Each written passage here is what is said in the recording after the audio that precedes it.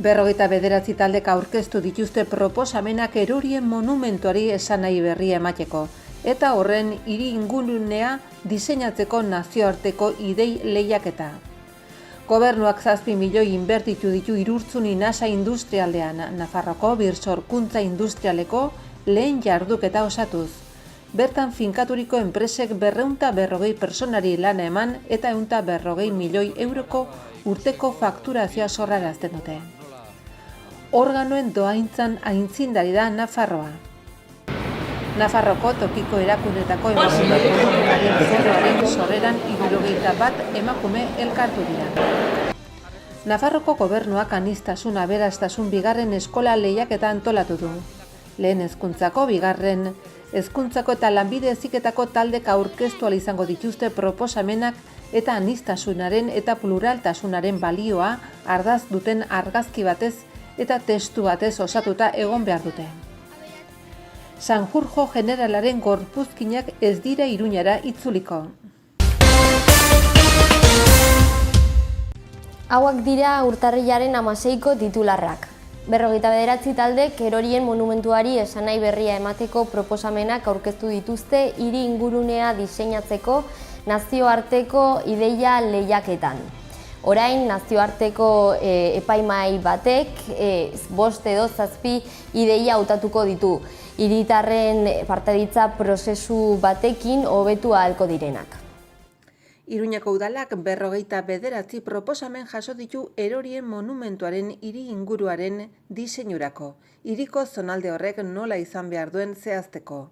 Udaleko hirigintza gerentziak arkitektura ideietarako deitu zuen nazioarteko lehiaketan 49 proiektu aurkeztu dira, eraikinaren beraren, Askatasun plazaren, Serapio Esparza parkearen, hau da monumentuaren atzealdea, eta Alboko kalen inguruko proposamenez. Urtarrilean, nazioarteko epaimahai batek 5-7 proposamen bitarte hautatuko ditu, ondoren garatu eta herritarrek parte hartzeko irekiko direnak. Guztiek ekarpenak egin ahal izateko. Epaimahaiak irekiko ditu gutun azalak eta jasotako proposamenen artean ikusiko du zenbat dauden esanahi berria emanez, eraikina mantendu edo eraldatzearen alde edo are eraistearen alde ere. Aurreikusitakoaren arabera, urtarrilaren bukaeran egon liteke horren berri. Proiektu kopurua 49 oraindik ez da behin betikoa izan ere proposamenak aurkezteko epea urtarrilaren 8an amaitu zen eta erregistroetatik oraindik ere igorpena jaso litezke. Azaldu dutenaren arabera, urtarrilean epaimahaiak egingo duen aurre hautaketaren ostean eta behin otsail apiril bitarte proiektu horiek zein partaidetza publikoa garatzeko prozesuak amaiturik hiriko zonalde hartarako 5-7 oinarrizko proiektu izango dira emaitza. Hoien artean azkenean zein burutuko den erabakiko da. Gogoratuko denez lehiaketak aurkeztu direnei askatasun eman zien egungo eraikina mantentzeko, aldatzeko, kentzeko edo ordezteko, baina beti ere memoria demokratikoarekin bateragarriak diren gizabidezko esanahi berriak emanez.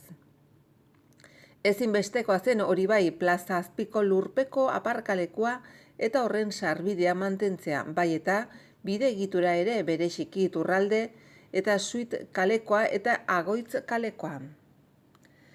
Lehiaketa 2 fasetan egiten ari da. Lehena nazioarteko epaimahai batek aurkeztutako proposamenen artean 5-7 bitarte hautatzea da. Hautaketa hau urtarril honetan egingo da. Epaimahaia Iruñako alkatea buru, 3 arkitekto ezagunez osatuko du udalak, hirigintza gerentziak izendatutako arkitekto bat.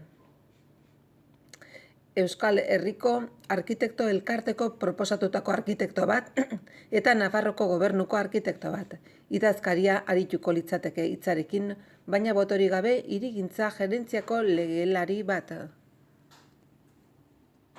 Joseba Siron Iruñeko alkatearekin batera behin betiko zerrendan hauek izango dira epaimahaikideak, Zaida Muxi Martínez arkitekturan doktorea, Barcelonako arkitektura eskola, Pilar Biel Ibáñez Zaragozako Unibertsitateko artearen historion saileko irakasle titularra, Max Welch Gerra Frei Universitar Berlingo Unibertsitateko politika zientzietan lizentziaduna. Persona ezagun hoiekin batera Vicente Taberna Irazok hirigintza, Gerentziako eta Iruñako udaleko hirigintza etxe bizitza eta birgaitza alorreko arkitekto eta zuzendaria. Javier Martínez Callejo, arkitekturan doktorea eta Euskal Herriko arkitekto hirigileen elkarteko lehendakaria, eta Rafael de Cáceres Zurita, arkitektoa eta unibertsitateko irakaslea izango dira. Idazkari arituko litzateke hitzarekin baina botorik gabe Rebeka Sánchez Ruiz. Proposamen hautatuek 25.000 euroko ordain bana jasoko dute, hoietan lan egiteko pizkarri. Behin proposamenak hautatuta Iruñako udalak hoien sustatzailei eskatuko die edukiak garatzeko eta hots aurre proiektua oinarrizko proiektu bilakatzeko. Horreki batera udalak aurrez hautatutako proposamenak jende aurrean jarriko ditu eta herritarren partaidetza prozesua zabalduko du. Aipatu proposamenen inguruan herritar guztiek ekarpenak eta iradokizunak egin ahal izateko eta hoiek aldi berean oinarrizko proiektuan txertatu ahalko dira. Aurreikusi da prozesu hauek apirilaren bukaeran amail litazkela eta hoiekin batera nazioarteko lehiaketaren helburua ere beteko litzateke. Horrela, Iruñako udalak 5-7 oinarrizko proiektu bitarte izango ditu erorien monumentuaren inguruneko haien inguruan erabaki ahal izateko. Nafarroako gobernuak 7 milioi inbertitu ditu Irurtzun inasa industrialdean edo poligonoan. Nafarroako birsorkuntza industrialeko lehen jarduketa osatuz. Bertan, finkaturiko enpresek 240 pertsonari lana eman eta 140 milioi euroko urteko fakturazioa sorrarazten dute. Nafarroko gobernuak 7 milioi inbertitu ditu inasak Irurtzunen zuen lursaila berrurbanizatzeko. Nafarroan bideratutako birsorkuntza industrialeko lehendabiziko jarduketa osatuz. Bertan finkatuta dauden 7 enpresek 240 pertsonari lana eman eta 140 milioi euroko guztizko fakturazioa sorrarazten dute urtero. Foru exekutiboko garapen ekonomikoko lehendakari ordea Manu Ayerdik eraberritutako lursaila bisitatu du asteartean. Harekin izan dira Irurzungo alkatea Aitor Larraza, Arakilgo alkatea Maripaz González, Nasubinsa Sozietate Publikoko kudeatzailea Jose Maria Ayerdi, Sodenako zuzendari kudeatzailea Pilar Irigoyen Ostiza, Nafar Lansare, Nafarroko enplegu zerbitzuko zuzendari kudeatzaile Paz Fernández eta bertan finkatutako enpresen, eskualdeko udalen eta sakanako mankomunitatearen ordezkariak.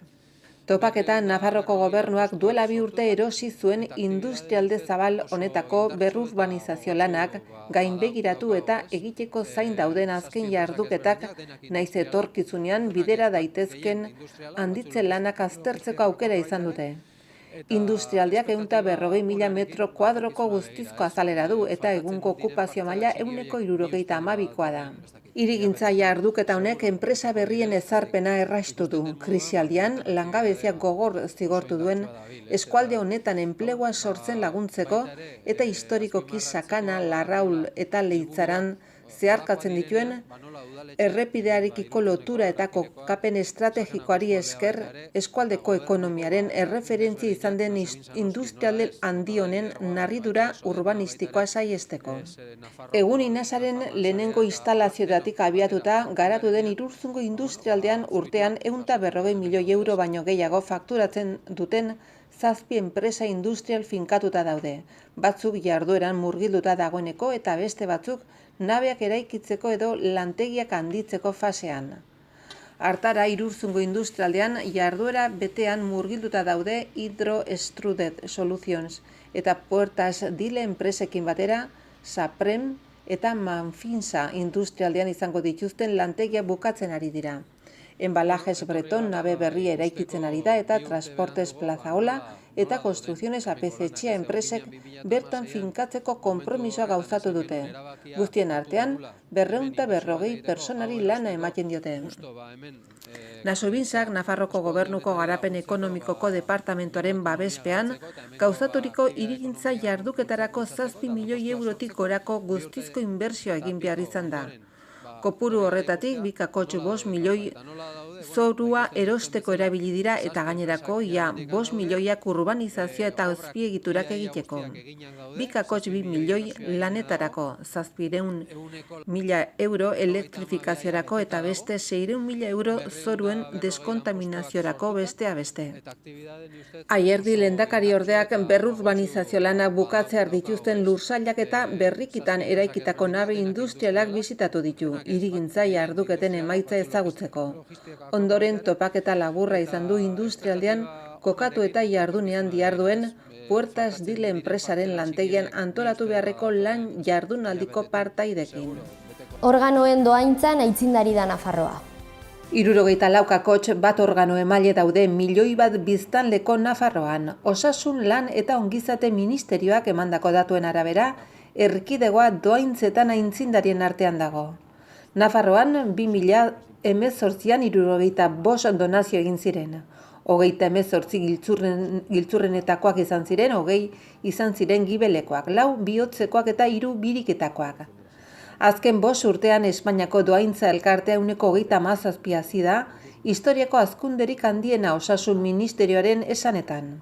Espainiako erkidegoei begiratuta Kantabria dago doaintzen buru, 1 milioi bat biztanleko, 86 kakotx 2 emaile izan direlako 2018an. Jarraian ditu Errioxa, Asturias, Extremadura, Euskal Autonomia Erkidegoa eta ondoren legoke Nafarroa, atzetik ditu Gaztela, Leon, Madril eta azken txanpan dago Melilla. Nafarroako tokiko erakundeetako emakume politikarien foroaren sorreran 71 emakume elkartu dira. Nafarroako foru erkidegoko 44 udalerrietako 71 emakumeek parte hartu duten Nafarroko tokiko erakundetako emakume politikarien foroaren osoko biltzarrean. Sortu den foroa jarraipena izango du tokiko jardunaldiekin, Iruñan urtarrilaren 23 eta otsailak 20 asteazkenetan eta Garesen urtarrilak 24 eta otsailak 21 ostegunetan. Bertan emakume politikariek gizarte eta parte hartze politikoan dituzten muga espezifikoak landu eta hoiei irtenbideak aurkitzeko lan egingo da. Herritarrekiko eta erakundekiko harremanetarako kontseilariak Ana Ollok batzarraren irekieran parte hartu du, eta bertan balioan jarri nahi izan du Nafarroko Foru Komunitateko 2018-2020 politika publikoetan parte hartze soziala eta politikoaren estrategian izandako parte hartzea. Gainera, parte hartze zerbitzuak eta Nafarroko Berdintasunerako Institutuak elkarrekin biko estrategia gauzatzeko egindako lan agora aipatu ditu. Estrategiaren sorreran emakume politikariekin egindako lanean ideologia politikoak alde batera utziz topatutako oztopoak identifikatu ziren.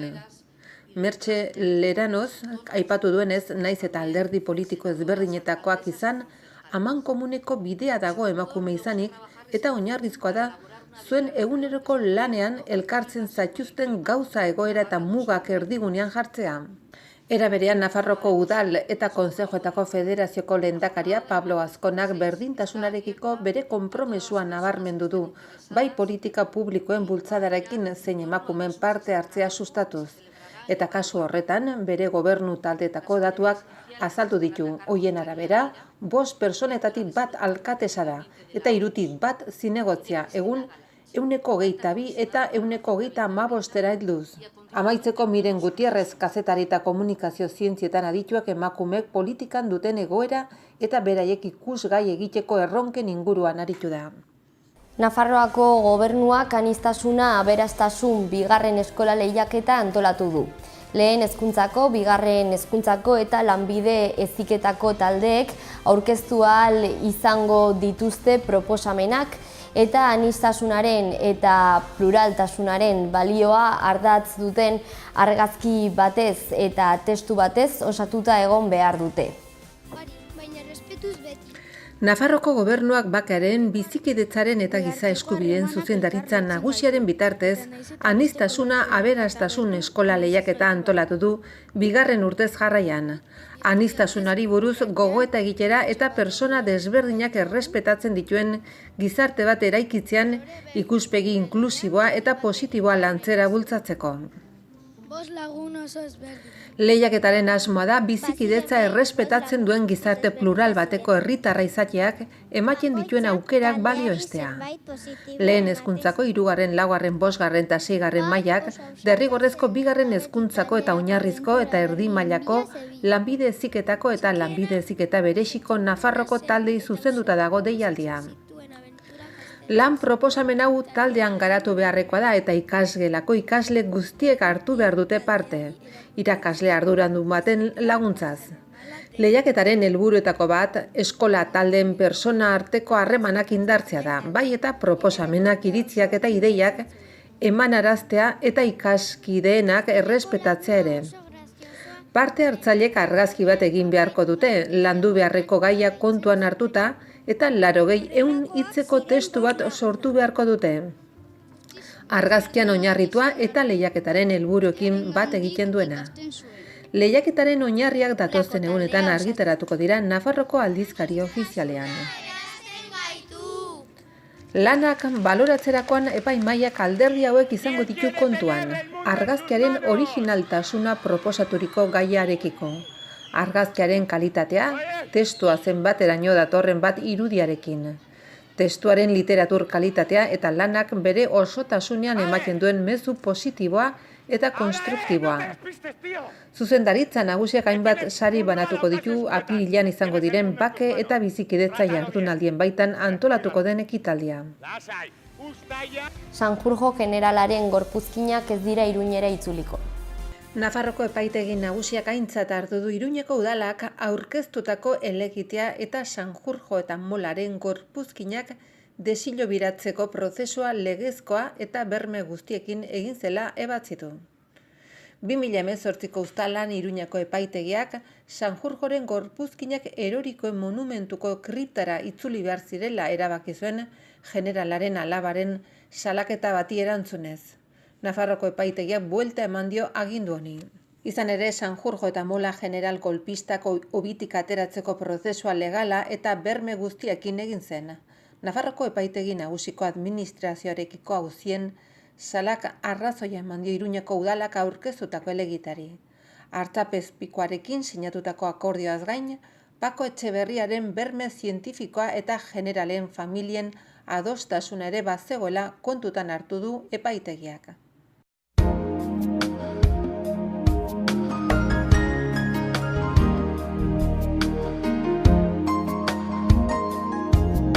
Gaur eguzkitsu egongo da, goi lainoen tarte lainotxoekin ilunabarrean lainoak ugaritu egingo dira. Goizean goiz, hego haizea ibiliko da, eguerdian mendebaldera aldatuko da, arratsaldean iparraldera. Temperatura maksimoetan aldaketarik ez edo gutxi igoko dira. Ostegunean goibel eta euritsu goizean arratsaldean atertzera egingo du eta ostarteak agertuko dira. Ipar mendebaldeko haizea ibiliko da, egunaren bukaeran ahultzera egingo du eta mendebaldera aldatuko da. Temperatura minimoetan aldaketarik ez edo gutxi igoko dira, maksimoa gutxi edo nahiko jaitsiko dira.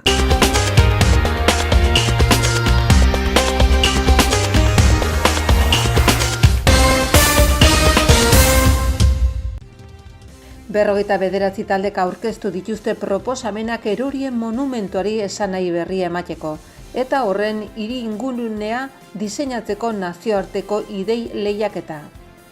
Gobernuak 7 milioi inbertitu ditu Irurtzun nasa industrialdean, Nafarroko birsorkuntza industrialeko lehen jarduketa osatuz.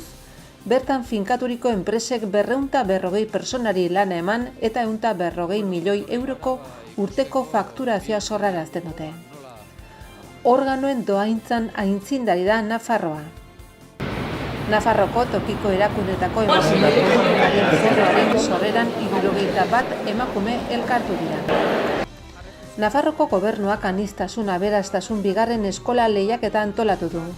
Lehen hezkuntzako, bigarren hezkuntzako eta lanbide heziketako taldek aurkeztu ahal izango dituzte proposamenak eta aniztasunaren eta pluraltasunaren balioa ardaz duten argazki batez eta testu batez osatuta egon behar dute. Sanjurjo generalaren gorpuzkinak ez dira Iruñara itzuliko.